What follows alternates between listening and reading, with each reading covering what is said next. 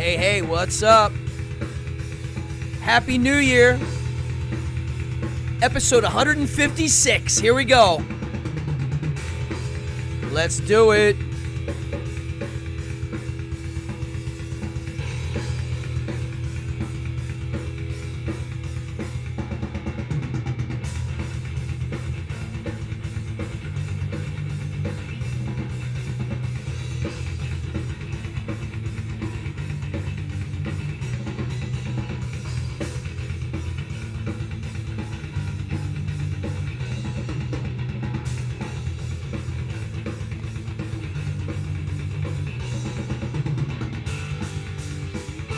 Happy New Year. Cheers. Come on in, folks. Get cozy.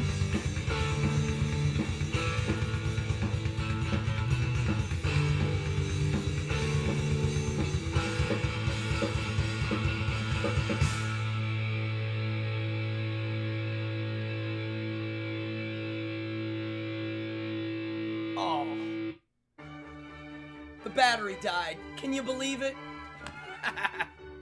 What's up, everybody? Come on in. We got a bunch of people in here immediately. I love it.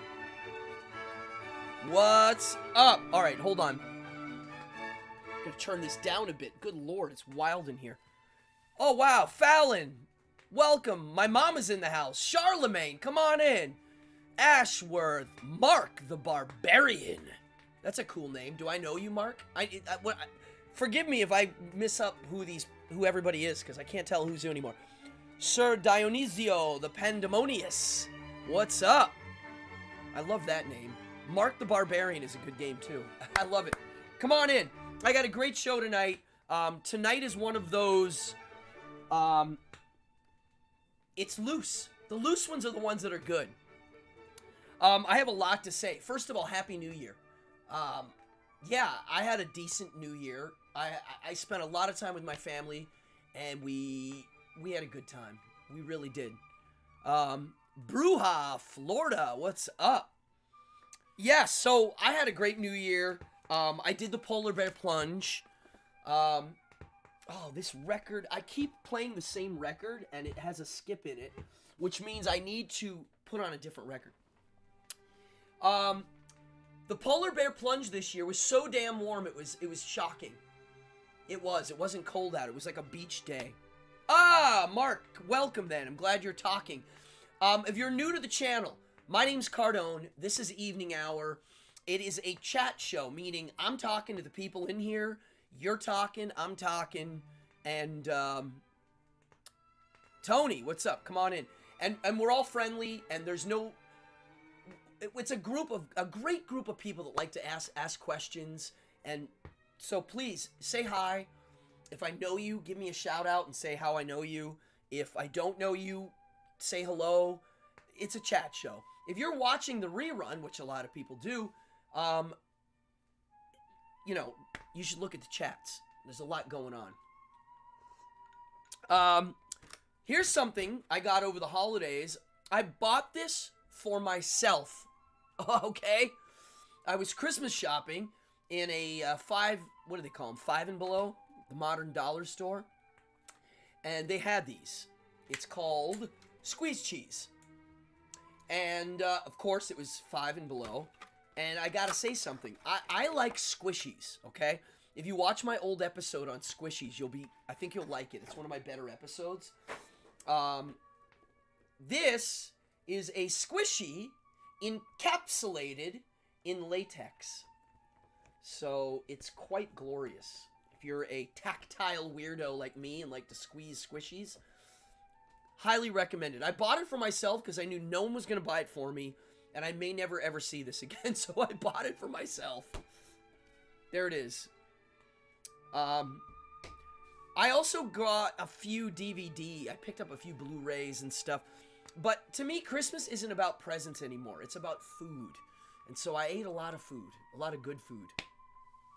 I finished... Where is the beast?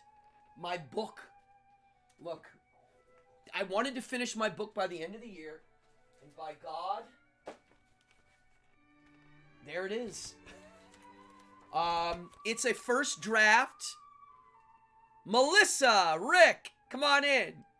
You can almost smell. It doesn't smell. They should have made it smell nice. It smells like nothing. I got to thank Rick Sherman in the house. Thank you very, very much for giving me an extra push, a lot of extra push for finishing this, or at least finishing the first draft. I'm now printing out chapter by chapter and editing. I'm going to do my first edit on my own because I still have a lot of writing to fill in. I got a lot of gaps to fill in. But, thank you. I will raise a glass to Rick Sherman for... He's a writer extraordinaire who helped me immensely. Thank you. Tonight, my drink is something I drink on the holidays because I have to go to the Italian grocery store to buy this. We've all drank San Pellegrino, but the Chino one, or the Kino, some people call it Kino, this is amazing. Highly recommend it. Especially on ice because it's a little bitter. So,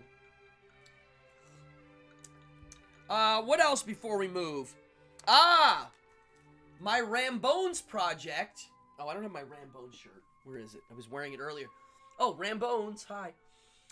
We're playing this Friday at the Surf Club. It's an awareness for the amphitheater down the road that we're naming after the Ramones. It's actually happening. I just had a newspaper. Can you hand me that newspaper right there? I think that's the one. Is that the one? Yes. Is that it? Yes. Check this out, folks. Here's the local Rockaway Beach newspaper. They literally did an entire page on my effort. And there's my band, and there's the amphitheater. They did a whole page. I was very flattered that they did that. It means a lot. I'm going to say it right now. I don't know how long it's going to take to actually get the amphitheater named the Ramones Amphitheater, but it's in the works. If I die tomorrow, tonight, next week, next year, it has to be finished. Please, somebody finish it. Somebody will. I think it's the ball is in enough motion that will happen. After the sign is up, I move on to the statue. So, let me know how the sound is in here. Let me check something. Yeah. Oh, I have a juicy subject tonight, and I really hope that there's feedback. Charlemagne, you're in here. You always have good questions, so tonight I have good stuff. What else? My Wacky Mart is up. I gotta add more to it. Thank you for people putting orders in. My show. Remember when I was trying to get 1,000 subscribers? Well, I have them. My algorithm's a little better, but I didn't monetize because they made me get to the goalpost and then they moved it again. Now it's watch hours. I have about 1,000 watch hours to go, and then I'm monetized. 4 years later, it's insane. It really is insane. So, I don't know what to say. I have to do more episodes and have more watch hours.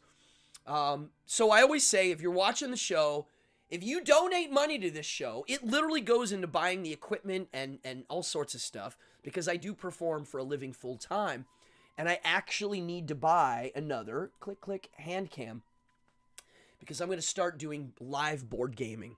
So if you donate money, it's probably going to pay for a camera or my bills. If you don't have money to donate, hey, Yvette, my sister's in here. What's up, sister? The best thing you can do, and this helps the watch hours, is to spread the news. Click the like, click the subscribe, click the notify. That's what you can do. That actually helps a lot. Because this year I want to do live board gaming on the show where I'm playing the games live. I think we'll have fun. What else? Oh! I love words. I love definitions. Here's a little fun thing. Let's figure this out right now. We all know the word schadenfreude, right? I don't know if you know this word. If you don't, it's a German word that we don't have an actual translation for, but it means like when something bad happens to somebody good. Or when something bad happens to somebody that we deem good, like we're glad that it happened. A little schadenfreude. So here's the word I want to find. And I don't think it exists. So I might have to create it. But like, let's say somebody you don't like is standing by a cliff. And you give them a little nudge while no one's looking. What do you call that? Or if you're somebody you don't like's drowning, and you turn the water up a little bit and leave. What is that called? I'm trying to find a word that encompasses the action of pushing somebody over the edge that's failing. You kind of help them fail a little more. What is that called? Does anybody have a... It might be a word in another language, which would be hilarious. Morkborg? Is that referring to the game? Because I've heard of that as a game. Well, yes, that would be murder. But let's say it's not murder. Let's say somebody... No, not karma. No, it can't be. Because karma implies cosmic justice, right? Which I don't buy, but yeah, that would be that. I'm thinking... Now, I don't know. It's called progress. Oh, whoa. Hold on, here we go. Is that real, Sherman? Zeissenschaut. Is that real? Can someone look that up? Well, retribution. But let's say it's not even retribution. No. Let's say it doesn't have to be. It could be just somebody you don't like, or somebody that's...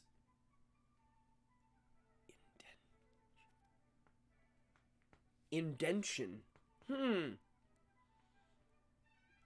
Ashworth, you're referring, yes, to Morkborg being a game? Comeuppance? Okay, we're getting there. Oh, you might have made it up. Because I like that. Zeissenschaut. A reversal of fortune. Great, but I want one word. A refort? What's it say? What would that be like when the girl did what she encouraged her boyfriend to off himself? Oh, maybe. Yeah, it could be that. That could be a version of it. To me, this idea of somebody you don't like, somebody you despise, you help them fail. It could be just out of enjoyment, schadenfreude, which is what that would be. Or it could be revenge, but it's not that. It's more of just like you're just helping the situation.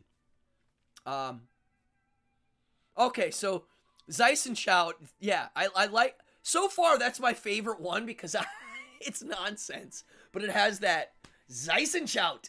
Oh, you gave him a little Zeissenschaut. So far, I like that, even though it might be the wrong kind of word. Any Germans in here? Where's my buddy Dominic when we need him? Schadenfreude. Excellent word. Anywho, if I start to slur my speech, I may or may not have added a cannabinoid to this drink without you realizing it. Just saying. So, what do you say about this Morkborg? I've looked it up. Yes, no, maybe. For me, there's only 2 games right now. 2. Dungeon Crawl Classics. Dungeon Degenerates. Role-playing. Board gaming. So, those are the 2 big boys. I intend on playing Dungeon Degenerates live and running missions with all the new stuff coming out. I have a very deep passion for that game. Ah! Recompense or Die Balunhung. That's a good one too. Die Belunhung. Belun? Hung. Am I pronouncing that right? Belunhung. I like it. It's something to think about. Matthew, the metalhead, hail. Or as they say, hail and kill. Any Manowar fans? What are your favorite metal bands, Matthew, the metalhead? So I'm going to keep moving here because I do have some stuff to get into. I have some topical subjects tonight. I don't do politics, but I do a few issues.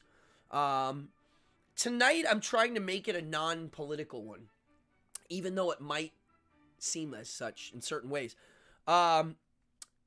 Which is the theme of the show, which I don't know if you saw the title. The title of the show tonight's Criticizing Religion and Real Bond Villains. But we'll get to that in a second. I'm trying to think of anything else I have to say before I move on. Oh, here's something. So, I was in a toy store the other day, and I saw a wall of toys. And you know they have these pop things everywhere. These are very popular. They sell them all over the place. I never bought one, but I've been given gifts. And I have a Debbie Harry one. I think Battle Buddy gave me this, my friend Ryan. And you know, it's cool. And I have the drummer for Queen. So I don't know why I have this one. I don't know where I got this. But anyway, these are the only ones I have. I'm a toy freak. I don't really like these kind of toys. I always thought they were dumb. I thought the packaging was bad, and I think the toy itself is kind of... So I was in the toy store, and I saw a wall of them. And I said to the guy working, do you even sell these? And he was like, yeah, a lot. So I started talking to him about why. Why are these popular? And then I realized, and I haven't looked it up yet, so you might have some insight. These look like... The reason why I don't like these is because they look like the kind of thing I despise. And that is... startups. There are a lot of people that get an idea to make money. Oh, Dungeon Degenerates. Ooh, okay. Oh, wow. Okay. I got to hear about Mork Bork more. I've heard it's great. So, I don't like startups. They look kind of like they have no heart in them. It's kind of like a rich kid had an idea to make money, and then someone gave him a bunch of money to do it, and it's successful because it worked on a formula. That's what this looks like to me. This looks like somebody hired somebody to figure out a face that people respond to, like a psychological experiment, because the eyes and the head shape are the most common thing. They're not very cute. And but it's not even a good looking totem. You know, that's what these are. This is the problem I have with these. They're not even like bobbleheads or a tiki mug. They're like 10 steps crappier than just the weirdest of the weird, and like, they don't look good out of the box. They don't look good in the box. I don't know. I have a problem with them. So I realized the common feature of the black little beady eyes and the little goofy looking head with the body. That's the most common thing about them. They all look the same. The variants aren't that much. It's weird. Funko. Yeah, the American take on Japanese stuff without the heart. No heart. Ah, all right, Fallon. Thank you for stopping in. Thank you. Yeah. So anyway, a little rant on why I don't like these. I'm never going to get rid of these. These were gifts. I like them as my presents. I don't know where I got the Roger Taylor one. I can't remember. Anyway, I'm going to put these here. So, let's get into the show. I have a lot to say. I was gonna... Oh, Cannibal Corpse. Yeah, Slayer. Infant Annihilator. Don't know that. Whitechapel. Yes. Mayhem. Oh, yes. Gorg. Out of everything you mentioned, I think Mayhem's my fave. Lava Lamp. All right. Oh, Pirate Girl's in here. Who else? Camillo. What's up, Camillo? Of course. So, first thing I want to do is get the elephant out of the room, which is Mr. Epstein. It's all over the news. Everything we've heard so far, basically most of it we already knew. The difference is, I don't think people get some of the details. And then I'll fill you in on my thoughts. And I hopefully can do this quick, because the other part to this show on religion is a little meatier, in my opinion. And I have more to say because I've thought about it more. But on the Epstein, and I'm gonna say it that way because I don't want the robots picking me up. I've noticed that I've altered my speech to talk about things so that I'm not talking about them. So if I'm unclear on something I'm using or a word, ask me and I'll tell you. The thing about Epstein and the leak is that in a court case, part of the ruling was they had to release the files. And so Ask who's Andy. Oh, it's Mr. Dunn. What's up? Who's Andy? I don't know what that is. So here's my take. Nothing that we're getting is new, but it's the actual kind of proof that things were said in the court, and the amount of people that this guy was involved with is quite a bit. And of course, not everybody's guilty of anything. If you were in a photo on his plane, the island is a little weird. If you went to the island, there's a good chance you might be guilty of something weird. But I'm sure there are people that cross paths with him that obviously aren't guilty of anything, and I'm sure there are plenty of people that did. So when you see someone's name involved, it doesn't necessarily mean that, but okay. But here's the detail that I noticed, and that is in the court case, you hear testimonies of people saying, so-and-so and so-and-so I saw do this, that, or the other, or they knew this, that, or the other. Oh, Andy Stewart. Yes, of course. Oh, there's endless mysterious deaths, which Epstein himself will talk about. Yeah, there's all sorts of that stuff. So what I got right away was, okay, now we have the actual, here it is. Here's the people talking about it. Here's who they said was involved. Here's who they said wasn't. Number 45, I'll call T-Rump. T-Rump, he's mentioned, and yeah, he was on the plane, I think, a few times, but the people said, oh, we don't remember hearing about him. But they did say, we did hear about Mr. Prince, the royal clown, and his lawyer, Dershie Baby. The lawyer, in his defense, even though Dershie Baby sounds like he probably was involved, he was a lawyer, so obviously if he's the lawyer, then he is going to be hanging out. But I think Royal Goon, Dershie Baby, and who was the other one that was in there a lot? Mr. Billy.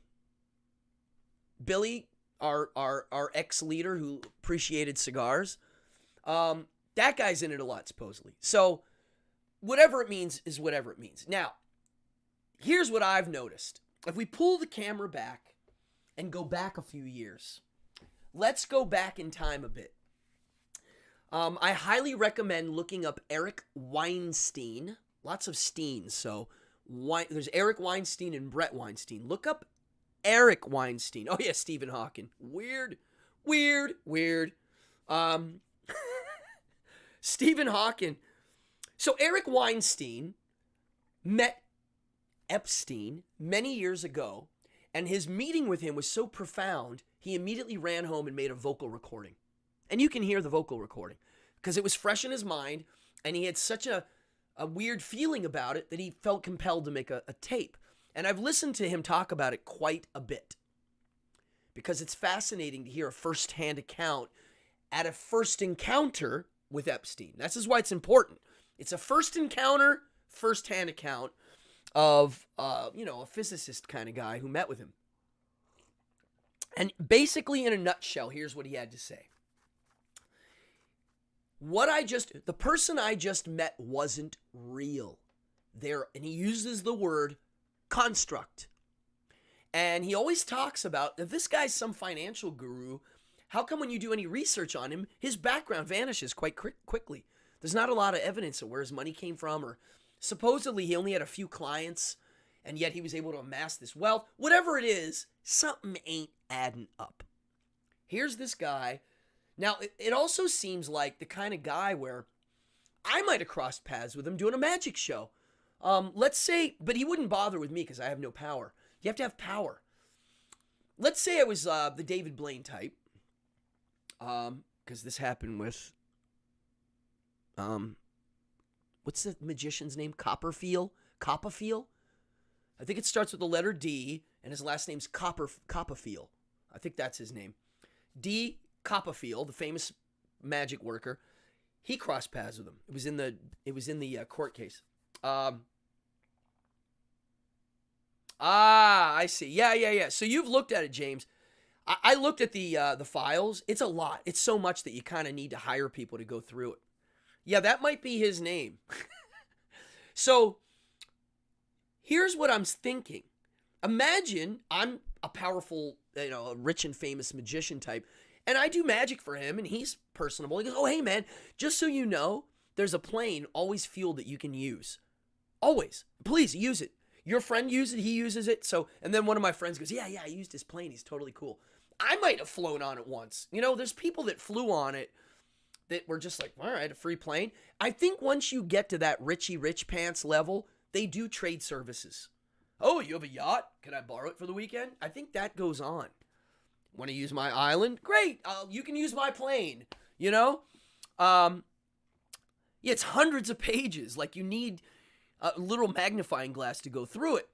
So from my own little research, listening, paying attention, opening my mind, clearly there's something going on here on a level that's so big that I don't think people could handle it. Almost worse than if UFOs were real. Something even more. It looks like this guy wasn't a child trafficker for the child trafficking sake. It looks like he turned it into a business, and government agencies were maybe using him as a service. Somehow he got roped into... He looks like a real Bond villain. Imagine being friends with somebody, and when you open their door, there's a painting of you in their house wearing a dress. Huh? It's so Bond villain that you can't make it up. The man had mysterious stuff on the... They raided his island after he got busted, yet we never heard about it. And don't get me started on him at the jail cell and dying. That alone says something. It says something happened that we will never know. And there's too many rich and powerful people involved. They will kill to stop it. Something's wrong. Yes, Charlemagne, yes, I believe. So it looks like Mossad was his first thing, and somehow of course, if you're an Israeli powerful thing, a weapon, an agent, whatever, we are the top dogs. They work for us. How dare they have that? We want him. That's probably what happened. But him being a Bond villain, he had dirt on everybody. It made me realize something. I wrote this the other day. If you follow my Instagram, and I recommend you do because I supplement some of these ideas. Put the lotion in skin or else it gets the hosey. Yeah, well, there's serial killers in here. For real. It seems like that. Whenever I look at this, it really seems like this is so much that it's the most perfect bad guy setup for a story. Like, oh wait, what's this? He even had a picture of Bush Jr. throwing paper planes into the Twin Towers. Yes, he's symbolically... So here's one of the things Eric Weinstein said he did. He said he went into a room that they had a table covered with an American flag. Just like a coffin. He said it looked like a coffin. But it was a real flag, and he first thought that was weird. And mind you, he never met this guy before. And then they gave him black coffee in a cup, no saucer tray, and put it on the flag. And then him symbolically having these weird paintings of his friends in compromising kind of situations. Something ain't right here. Something, he's speaking in symbols. Clearly, am I reading into this like a kook? I don't think so. If you just presented this to an impartial person, they'd be like, this is like a James Bond movie. And now his buddy is in jail. She definitely knows what was going on. I can't even... It looks like it's beyond what we can... I mean, look, the fact that... Okay, another name to look up. Amy Robach. Amy Robach was caught on a hot mic while she was doing a TV interview. So she's doing a TV interview, and then when the cameras are off, she tells the story of how she broke a story about Epstein, and they squelched it. And it ended up, everything that she had to say was true, and then some. And so you can see the man squelching it early because who knows? Who knows what's involved? Imagine this. If you have a video of somebody with another, let's say, what's his name? Slick Willie, the cigar-loving president. Let's say there was a video of him with another woman, let alone an underage woman or anything like that. And he's like, hi, I have this. You just gotta, everything's fine. Like, I got you on video. Yeah, you're a weirdo. Me too. Yay, we're all weirdos. You're cool. It's just so that we can remain friends. Oh, by the way, I'll be in New York next week. Let's have lunch.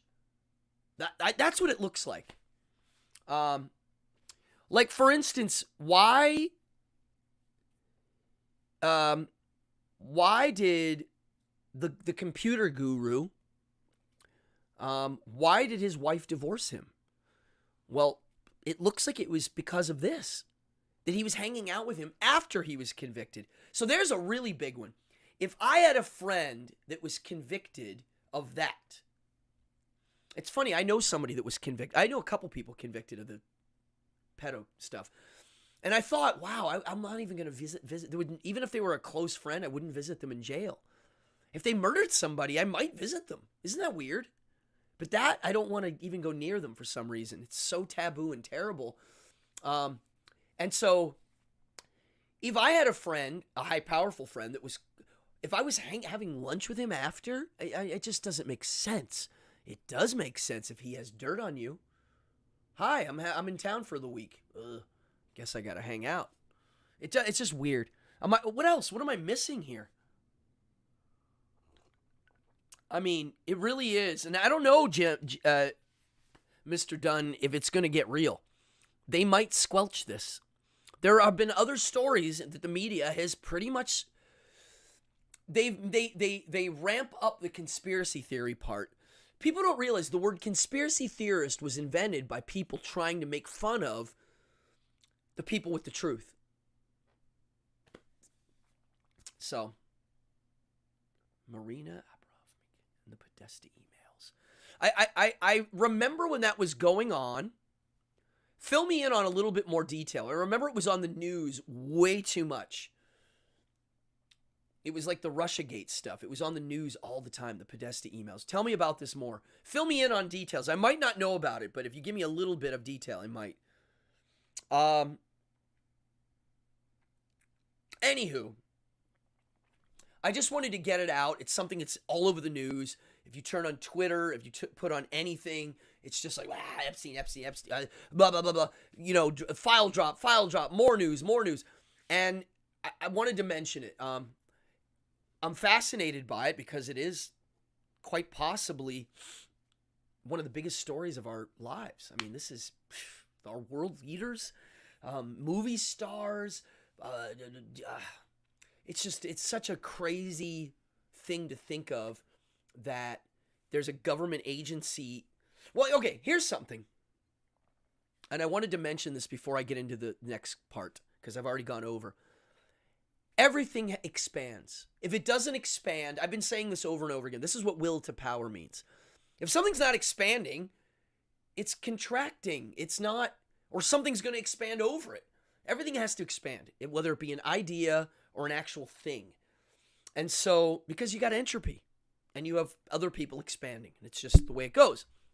So if you have a thing, a central intelligence agency that's part of the world's most powerful military on earth and clout and pop culture and everything, the USA. We are top dogs. We have more army bases all over the world than anybody. Sorry to say it, but we're top dogs there. It doesn't mean we're the most powerful all the way, maybe, because of some other things, but we have a lot of power. And so if you have an agency in that giant power that has no oversight because they're legally allowed to sneak around and spy, well, let that expand and see what happens. That's what we're dealing with right now. From like the 50s till now, those agencies, those groups that are secret, for them to exist, they must expand. They did expand without any oversight, and that's what we're dealing with. Does that make sense? I'm trying to organize that thought and something and chew on it, because it's why there's a problem. That's the problem. Everything expands. So anytime there's an idea or a thought or something you want to do or an action you want to take, expand it quickly. Think about where it can go, because it will go there. It'll go, or it'll die. It either has to expand or it's going to die, which is part of my next subject, and that is criticizing religion. So I want to talk about this a lot. Another hot topic, criticizing religion. Ooh, wrong camera. Hi. How are we in here? What are our thoughts on all this? So I want to bring up criticizing religion because right now there's a war going on, and there's a religious, I don't even want to call it a religion involved, but it is a ethnic, cultural, religious group, we'll say, duking it out with another ethno-cultural group that does have a different religion, mostly. And I hear a lot of, yes, like the tax, like every business, everything works with this expansive idea. This is why the idea will to power blew my head off. The idea of criticizing a religion and being called a bigot or a racist. How dare you? I've criticized Islam and been called a racist many times. And my reply is, which race am I being racist to? Asians? No, Middle Eastern people. Well, you should say I'm being racist to Asians because there's more Muslim Asian. See, I mean, again, so I've been called racist because I criticized an ideology. And there are words for it. If you criticize Judaism, you can be called an anti-Semite. If you criticize Islam, you can be called an Islamophobe. Those are funny words because they're very funny words. Semite, first of all, I'm Semite. I have Arab blood in my veins because of where I'm from in Italy. You see, so that could be considered Semitic in certain situations. Anyway, I digress. Anti-Christian, I don't know, I would just call it anti-Christian. Well, I don't know if I'd call it a race, Charlemagne. How is it a race when there are black Jews, Arab Jews, white Jews, like Ashkenazi style, redhead, blue eyes, and then all of the Jewish? I don't understand. I think it started off as one group, but quickly as a religion. It's a tribe. I wouldn't put it under the race category. I would put it under the tribal category. You can call it a race, but I think that's kind of what the Nazis were doing and played into it. It's weird because I know Jewish people that'll say it's a race, and then the bad guy said, yeah, it's a race. This is going to make it easy. They kind of use that against them in a weird way. I always thought of it as a cultural group, and the proof is you can convert. Religions like Yazidi, where you can't convert, that's another issue. But at any rate, what does it mean to criticize these things? If I say I cannot stand the principles of Islam and I think they're terrible, is that bad? There are definitely people that will say that's bad. Now, I wanted to talk about tonight the details of this, why people would say it's bad. I'm going to try to play, well, even if you don't believe in God, if you're a Jew, but not every Jewish person will say that, Charlemagne. I know Jewish people that will say that, but I also know Jewish people that won't say that because it's kind of weird. It kind of plays into some bad stuff, I think. What's the difference between Muslims and cyber goths? I don't even know what a cyber goth is.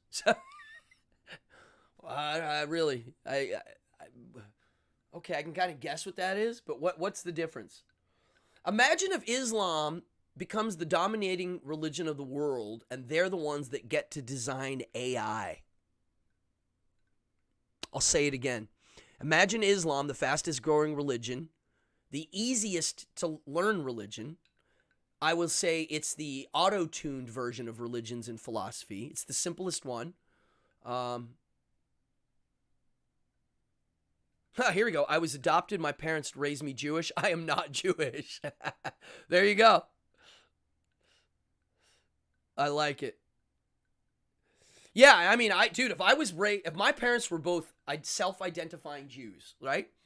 And I wasn't considered, if I left the faith or whatever, I would be like, I am wherever I was from. I'm Polish. I'm from Europe. I'm from Italy. My ancestry is European, but I wouldn't say Jewish.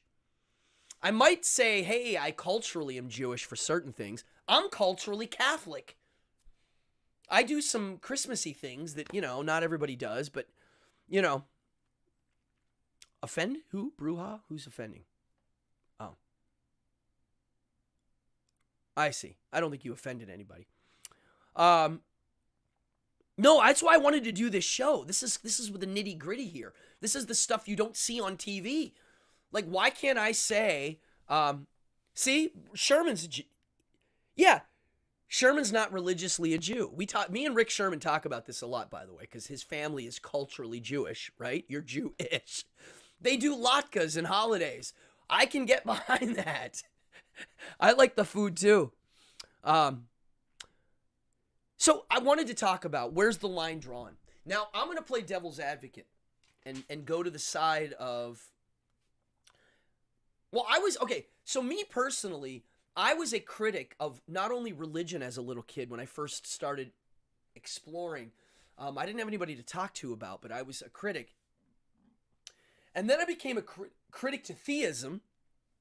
I hated people that believed in God. But then I came to terms with it, and I don't anymore. I have nothing but I'm fine. I realize that there are people that it's just the way it is. And so I've changed my views on how I view that, but I still think as religion goes, as a code, oh, hold on. Church comes from the word circle. Oh, interesting. Yes, interesting. You got to read the comments, everybody. They're good tonight. I changed my views recently on theism and where it comes from. And I think I'm the weirdo. I think most people evolve to believe in spiritual things. I do.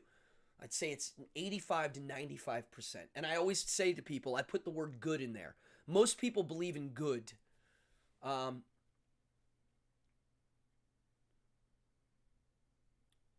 Dennis Prager's a Christian, I believe, right? Prager, you? Yes. I've watched it. Dude, I watch everybody.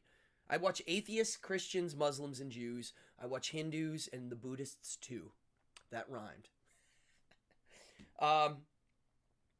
So is it bigoted? Is it bigoted to criticize a value, a belief, a culture? Is it okay to say I don't like that in that culture? I've been called racist for saying things in other cultures are terrible, like circumcision, like stoning people. Like those to me are terrible things in cultures. Historically, they weren't always terrible, but today I will say they're not. Oh, Prager's Jewish? I didn't know. Why did I think Prager University was Christian? I don't know.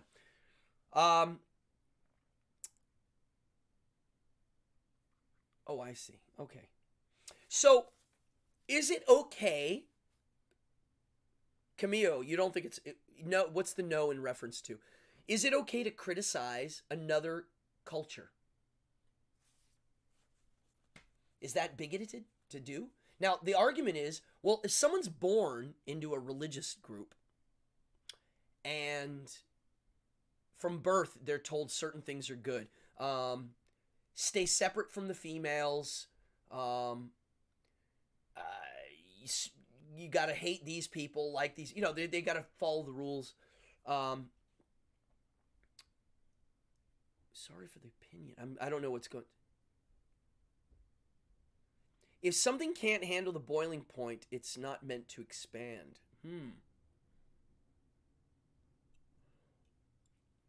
You're right. A lot of people don't know the words they're using.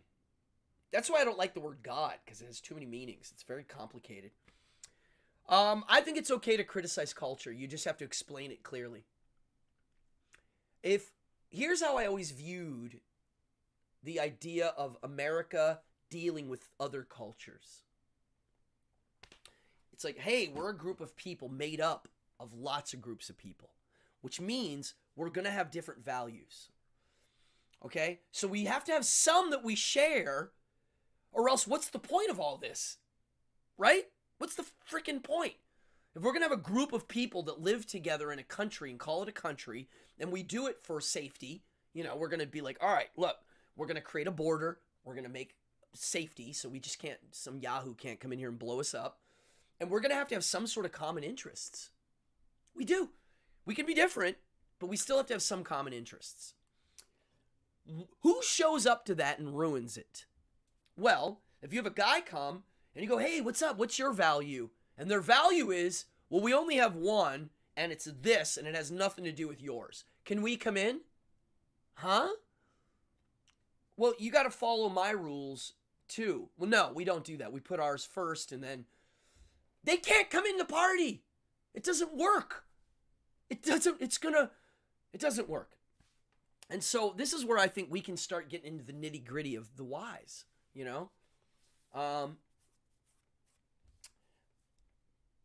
I can't. If your value is to stop my fun, then you can't come into my party. It doesn't. I wrote this essay. I don't think I ever published it about, hi, welcome to my party. Here's the rules. You can do whatever you want. You can even do some things I might not like, but you can do them. You have to do them over there. And I'll do mine over here. I'll do my best to not interrupt your party. But if you try to interrupt my party, that's not good. You got to do your best not to interrupt my party.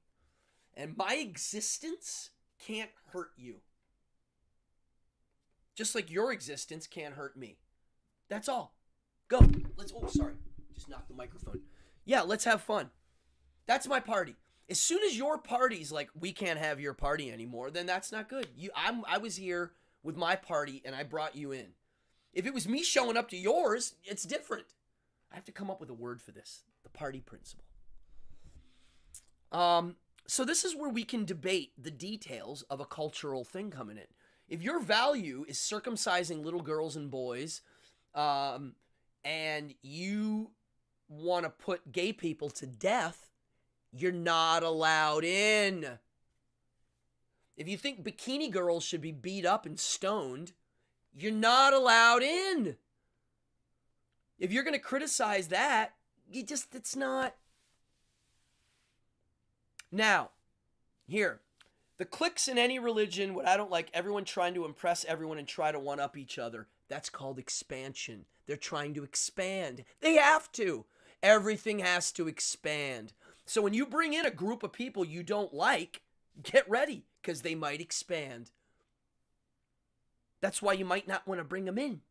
That's just what I'm saying. I'm not saying any group. If you're interpreting this as me criticizing any of these groups, I'm just saying on a general basis. It could be a party of clowns. I don't know what,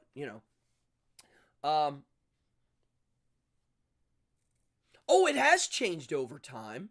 Of course. Yes. Things change, obviously. Things change organically or by force, and then they organically start to get used to it. Change is part of the deal. We have changed. But I would say the things in American culture that made us get to where we are, the biggest one is the First Amendment. If you're not for the First Amendment, then I can't be friends with you. And for me, Islam is not for the First Amendment. Not at all. The fact that every cartoonist didn't put the cartoon on their newspaper after they murdered those people is obscene.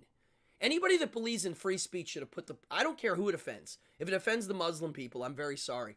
I'm allowed to offend you, just like you're allowed to offend me. That's how I see it. And if you're murdering people over cartoons, I mean, really, it's obscene. it's obscene. What did I write here? Everything, okay. Yeah, religion. So one of the analogies I heard is imagine. Okay, so here's the problem, and I'm curious of what you have to say about this, Charlemagne. I have a 10-round magazine. I love it. Oh, you have a semi-auto shotgun. That's beautiful. I've always wanted one.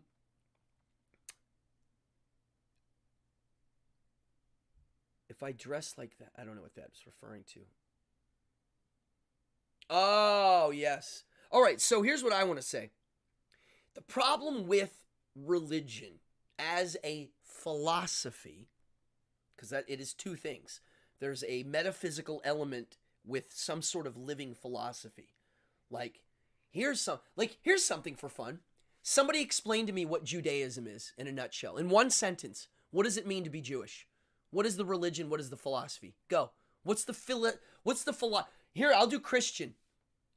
By accepting a specific God as your savior and admitting you're a sinner, you get to go to an eternal paradise.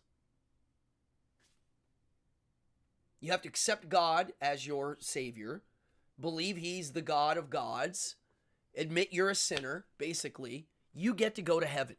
That's Christianity. It's a specific guy, it's Jesus, and that's it. Somebody explain to me what Judaism is in a nutshell. Watch how fun this is. Okay, all right, monotheism, but that's not unique. There's a lot of monotheistic religions. What makes Judaism special?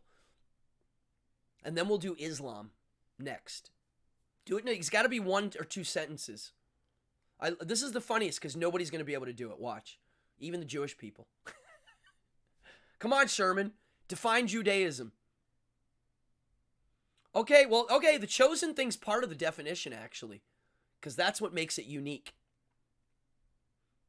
I saw a definition of Judaism once that was very unique and kind of cut to the chase.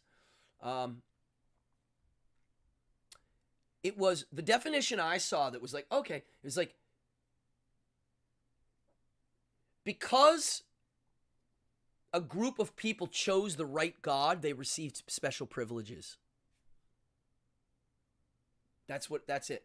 It would be like there's all these fake things happening and one real one in the noise, and one little tiny group noticed it, and the God went, "Oh, that little group noticed me," and gave them special privileges for doing such.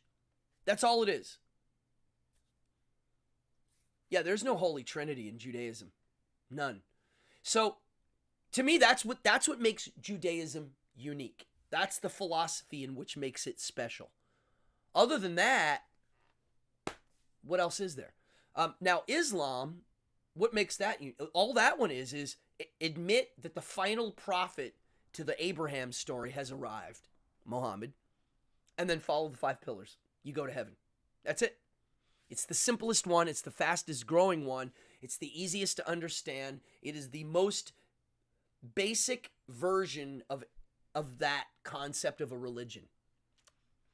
So, one of the main things, though, in Islam that differentiates it is that the Quran is considered the actual Messiah of sorts. It is special. It's not like the Bible. The Bible's God's written word. So is the Torah. But this is beyond that. This is the actual object is the Messiah itself. And so they have a different reverence, which is why they murder you if you insult their crap. Well, Wiccan's growing faster, but Wiccan to me is the same thing as all of these. There's no difference. It's just 2 gods or whatever they've come up with now. I don't know what. Sherman's definition is a deep appreciation for a bagel with a schmear. Well, then that means I'm a Jew, because I like a bagel with schmear. I love Ashkenazi food. I love this. Nobody can define Jew. I mean, it's really kind of weird. You'd think these would have crystal clear definitions. I think a lot of religious Jews think they invented monotheism, which is not true. Right, okay. Well, the one that you're set apart from the others is the big one. What about the Catholic Inquisition? Welcome, brother. What about, I mean, yeah, that was a governing force. For me, the Catholics invented what we call Christianity. They're the people that actually made it what we're calling Christianity. Because in the old days, there was so many different versions of Christian, people wouldn't even recognize it. So here's my problem with religion as a philosophy. God's chosen people suffering endless persecution until the arrival of the true Messiah who will save them.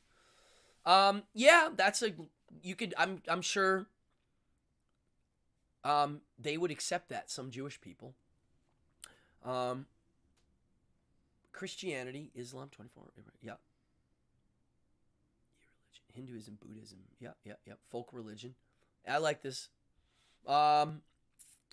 So the problem is there's no discourse. Why? Because everything's invisible. How do you have discourse when you have invisible creatures involved? That's the problem. That's why divinity is lame. There's no discourse. Hi, I have a purple unicorn as a god. Hi, mine's pink with a horn. All right, great. How do we debate this now? We can't. All right, so that's it. But when you take it dead serious and someone insult, hey, his unicorn's stupid. Now, there's no discourse. Religion is based off of astrology. I mean, sure, I guess. I mean, here's astrology. You ever see how astrology came about? Here, ready? Imagine two cavemen.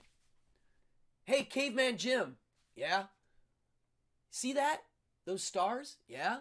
If you draw a line in between all of them, doesn't that look like a crab? Caveman Jim goes, oh yeah. Hey, wait a second. When you were born, wasn't the sun over that area?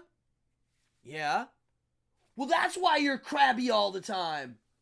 That's basically astrology in a nutshell of how it came about.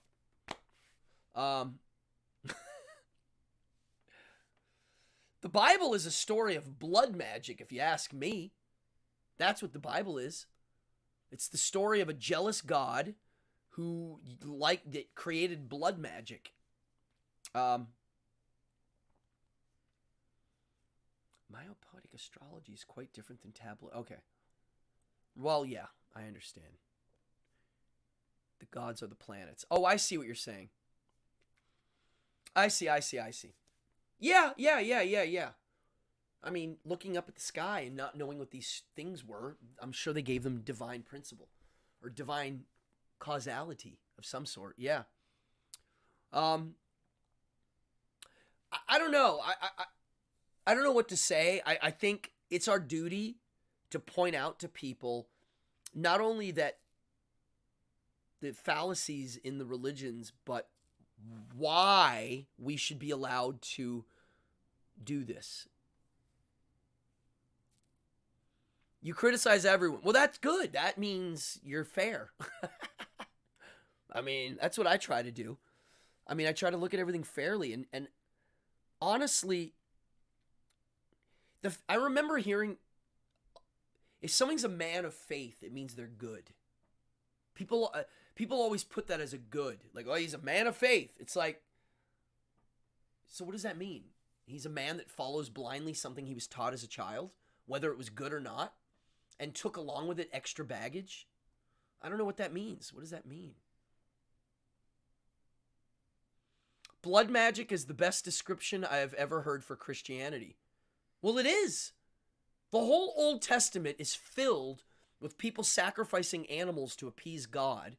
And then God, who made a mistake, humans, fixed it by doing the ultimate sacrifice by killing his own kid. That's all blood magic. They have to spill blood for it to happen. It's blood magic. I'm just shocked that no one notices these things. What's the best theist versus atheist debate? Okay. You mean pro-atheist? Like meaning what's the best the best one to watch. I see. Um, my favorite atheist non. I really like Christopher Hitchens debating in the Catholic Church, the cardinal. I think it's an African guy, cardinal from Africa. That's a really good one. It's on is Catholicism, the debate they're doing is Catholicism good for the world? That's the debate. Look it up. Christopher Hitchens. Um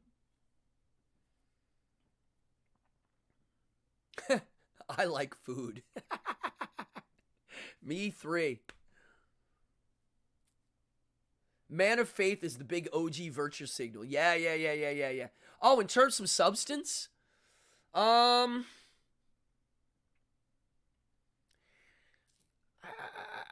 I mean Hitchens. I liked Hitchens the best in substance. Dawkins doesn't do it for me. Yeah, William Lane Craig. I've seen him debate a million times. He's too dry for me at this point. What's his name? Willie, the Bregan Kate. There's one guy that the only way he debates atheists is he does the whole "How do you know what you know is true?" And he never gets anywhere. I mean, if you can't leave that, you can't really debate. And so, in an essence, he's the best one because he wins right away by going, "How do you know what you know is true?" And I've watched the people that really think they're smart. Matt Dillahunty. I used to like him, and then I stopped when I realized he was wearing a really big good guy badge. The worst of them all in the atheist community, in my opinion. He wears it. It's just he might as well wear "I'm a good guy atheist" because that's what he's doing. I read this really good description of the modern atheist movement's flaw, and that is and this is why people hate atheists, and this is why I hate atheists too, even though I'm an atheist, is the idea that if everybody could just get over the fact that God's not real, we'd have a better world. I don't believe that at all. I think people evolve to believe in this. Dan Barker, yes, I've seen him too. I mean, you're quoting. I'm trying to think of the Christians I like to watch.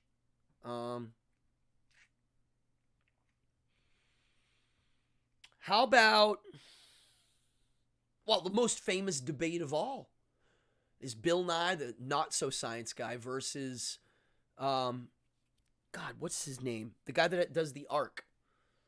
He's from Australia, but he lives here. Oh my God, Kent Ham. Kent Ham.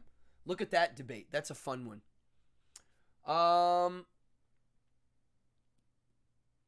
Mormon men who partook of polygamy were called men of faith. Oh yeah, of course. Yeah.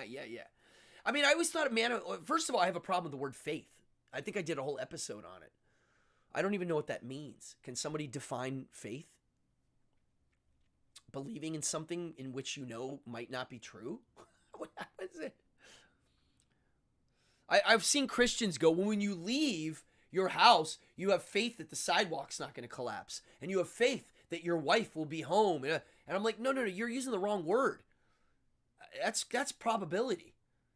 Our data processor is really good at some probability.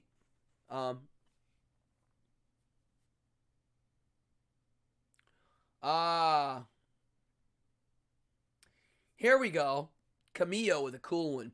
What do you think about guys in the Ivy League college that are atheists but mongrel science with the Dalai Lama, morality, mindfulness stuff, and sell it in science magazines? I do. Okay. I think some of it has validity in what they're doing.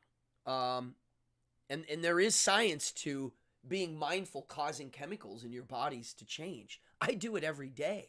It's the basis of magic for me. It's just hard to quantify some of it, but I think now with modern science, they are quantifying some of it. So I'd have to see. Some of them I think are quacks, but I think some of it is real. The Dalai Lama, might have some legitimacy in his meditation stuff or whatever, but as a person, he seems very quackish to me. Validity as a convincer. Yeah, interesting. Yeah. And then that's what produces devil worshippers. Yeah. Wait. Hey, Camille, give me a little more on what you're going here. This is good. Validity as a convincer, as a tool for stage magic. I'm curious of what you're getting at here, because there's meat in this that I do have thoughts on, and I'm not sure the angle in which the validity where and what for the stage magic. Give me a little more there, and I can go into it. This show's good because it's making me do the dance in my mind. I'm thinking. Yeah. I don't know. I think it's our duty to criticize. I really do. I think it's our duty to also, if you're a theist, is to understand that the Dalai Lama, new pope. Now, these comments are they're hard to follow because I don't know what they're referring to. I will say, wow, it's already after 9. It's amazing how fast these go. I will say that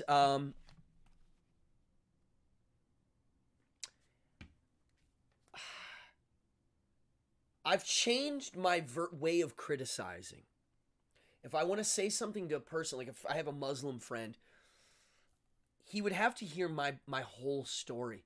I'm not good in quick sound bites anymore with people that don't know anything about this stuff. If I would want to talk to somebody that had very different points of view or values, I need a little time. I also need them to be patient and listen, because we're all brainwashed in a way from our own minds and our backgrounds. But accept quackery. Wait, what? Oh, I see what you're getting at. I know what you're talking about. You're talking about the smarty pants people that poo-poo on the religious, but other versions of religions they might say is okay. I see what you're saying. Well, I would have to agree with these people in that there is a science to how religion works.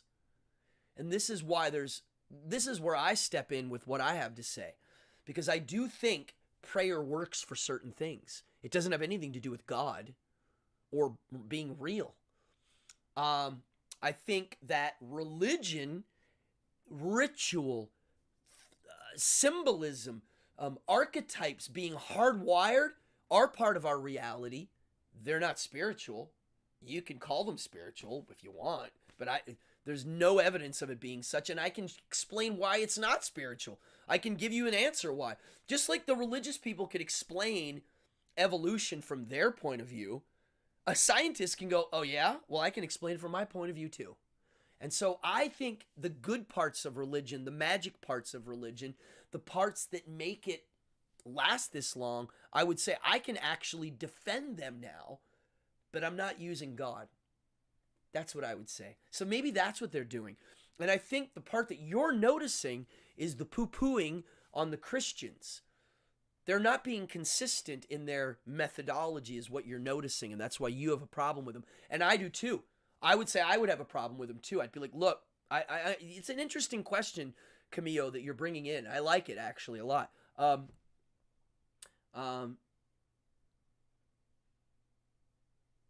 I think I have a good understanding of theism. I mean, I grew up in a theistic world. I now don't criticize theism like I used to. I've grown over it by doing this, by watching theists. I'm dead in the water atheistic. I'm not sure if what that means. I see. Right. Ooh, the great question. Excellent question from Dionysio the Pandemonious. Where is the link between criticism and advice? Which is why I don't talk about it unless I'm pressed to. LeVay's rule against unsolicited advice. 100%. I really started being mindful of this myself. Yeah, why would I bother? This is why I don't bother. Criticizing would only happen if I'm being criticized or somebody's stopping me from doing free speech or something. Then I'll say, hey, by the way, or for instance, it's so funny. I end up defending religions now more than criticizing them for a reverse effect. For instance, whenever I would see people criticize the God hates the FAGSs, I won't say it on here because I think it does flag you. Those people, right? Remember, they were all over the news. They were going to funerals, and everybody's like, I hate them. And I'm like, yeah, but they're being honest. What do you mean? Well, God doesn't like that. It says it. It says it in the Bible. It says the God of all gods, which is the most popular selling book, blah, blah, blah, blah, the Abrahamic religion. It says pretty darn clear that homosexuality is a no-no. It's not, I mean, if you translate it, it's pretty obvious. It says it right off. So instead of criticizing them, why aren't you going after their book that's been around for a while? I don't understand why that's getting a free pass. No one says anything about the book, the source.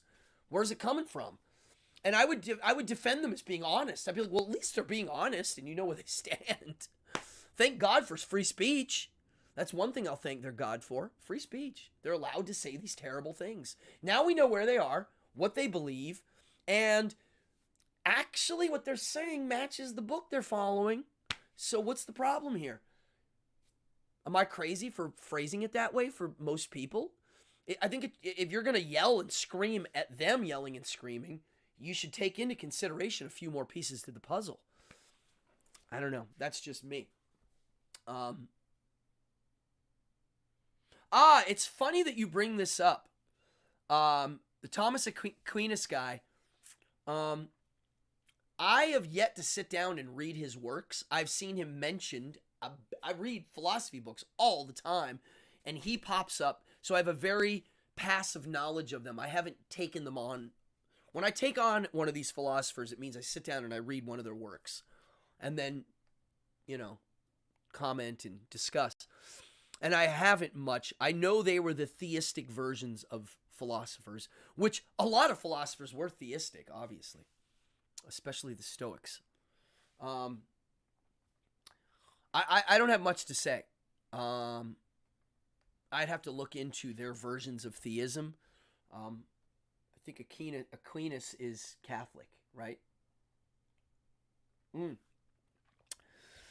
I like Epicurus a lot.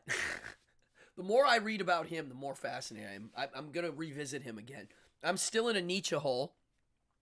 I'm about to enter back into... I'm going to read The Stranger. I think that's my next big one.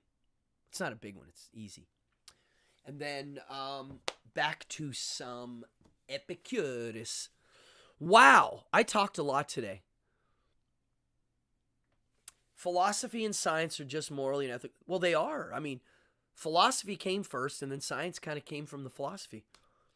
If you study the ancient philosophers, and I'm talking the pre-Socratic philosophers, the 500 BC plus, pre-Zeno, like Thales of Miletus, I believe was one of the first ones.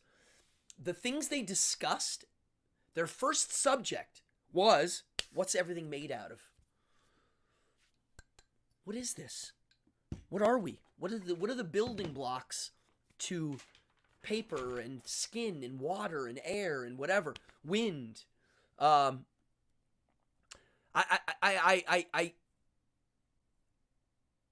mean, it's so cool that that's what the first thing was they thought of. I think they already did believe in God. That was just a given. Like, there's clearly something ruling us. But on top of it, well, what did God make us out of? And I think Thales was the one that thought everything was a water form. So if it's hard, it's water in a certain state. If it's liquid, it's all liquid is what they thought. Atoms and quantum particles, some of the early philosophers thought of that. They did. They were called atomists, and Epicurus was one of them. Epicurus, some of the philosophers thought there was another element that was just for building blocks, which is an atom, and some of them thought, I know about him. I see his name mentioned a lot. Yeah. And so Epicurus was an early atomist, and he was also an early version of an atheist, because he thought if there were gods, they were matter. He thought everything is either matter or empty space, and it's a combination of such. That's what Epicurus thought. He was kind of on the right path. Yeah, I love it. I love you guys, man. Thank you. I'm glad that you like hearing me talk. I hope that's who you're referring to. Atomism. Yeah. Quantum particles. Democritus. We have endless subjects to chat, and I'll be here next week. Yeah, thank you. So listen, I got to get moving. I got to eat. This was a good subject. This is the kind of subject that makes me want to do more research. So I hope you guys had a good time. I'm going to be here next week. I wish I could, Charlemagne. You know how I can quit my job and do YouTube shows? If everybody hits like and subscribe, those of you that have some sort of cash flow, if you donate, I'm going to buy a brand new camera. So I need 2 new cameras that are little. So when I'm board gaming, I can have certain things being filmed that I can click over to.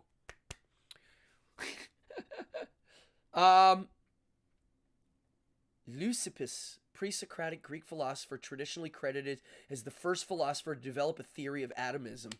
Wow, I didn't know that. Thank you.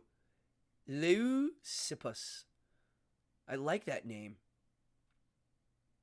I have a good time talking about this stuff. It's one of my hobbies. If somebody asks me my hobbies now, I have to say philosophy is one of the top ones right now. It's been for the last 5 years. 4 or 5 years, I've been nonstop chewing on this stuff. Learning it is fun. I don't know what to say. It's just fun. Talking about reality's fun. Figuring out ways that we can share our values with each other. Ways to expand without stepping on each other's toes as best we can. Occasionally we have to step on toes. Joe Rogan. Yeah, that would be great. I would love to do the Rogan show. I would have a lot to say. I have some subjects that I think I could bring on there that would do well, that he would find fun, things that he's never thought of. Jordan Maxwell. Okay, I'll look him up. I don't know what he does, but I will look him up. I like that. I learned from you guys. You guys give me stuff to chew. We all like the same kind of stuff here, you know? Wow, what a great show. Thank you, everybody. If you're new in here, say hi. The root of all religions on YouTube. Okay, I like it. I love it. Thank you, everybody. I hope we have a good year. It's 2024. I have a lot to do. My goals this year are to edit this damn book and get it published. Editing's the first thing. It's going to be a lot of work. I have a lot of reading and writing to still do. I have a lot of goals lined up. I'm thinking forward, meaning when I'm old, what am I going to be doing? So that's why writing for me has been something to jam it in there. Ryan Anderson, what's up, brother? Edward Fesser. Okay, I'll look him up. Thank you, Melissa. Sister, thank you for watching. Hey, someone just tipped. Babuya. Thank you. All the tips go to a good cause. Thank you. Well, I'm going to take us out. Neologic, what's up? Let me see here. What would be a good one to take us out to? I'm amassing a video collection in my stream deck. How about this? This isn't something... Can you imagine owning this? I want this so bad. Look at this squirt gun. It might be the greatest squirt gun I have ever seen. I'm going to take us out with... Damn it. Thank you, Mr. Jims Duns.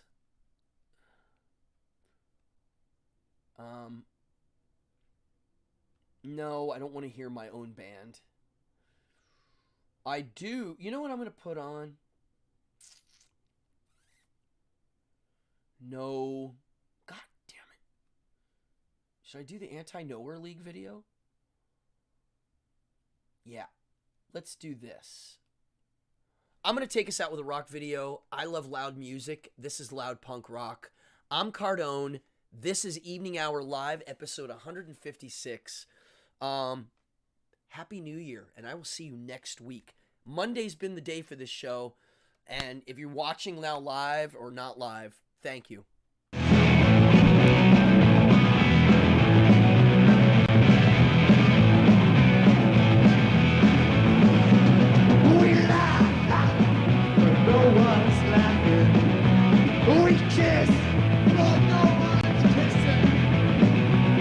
We shout, but no one's listening. So we live like no one does. For you, well, I'll be your soldier. For you, well, I'll bury friends. For you, well, I'll be your savior. For you, well, I'll play pretend. So we lie, but no one's laughing. We kiss, but no one cares. So we shout, but no one's listening. So we live like no one does. For you, well, I'll be your soldier. For you, well, I'll be. For you, well, I'll be your savior. For you, well, I'll play the team.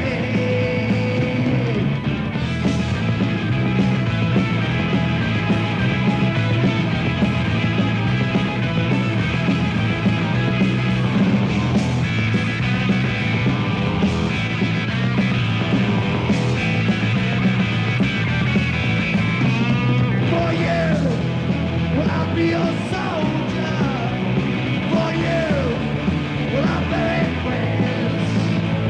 For you, well, I'll be your savior. For you, well, I'll play the team. So we cry, but now you're laughing. We hate, but now you care. But now you're listening. We'll die, but you won't care.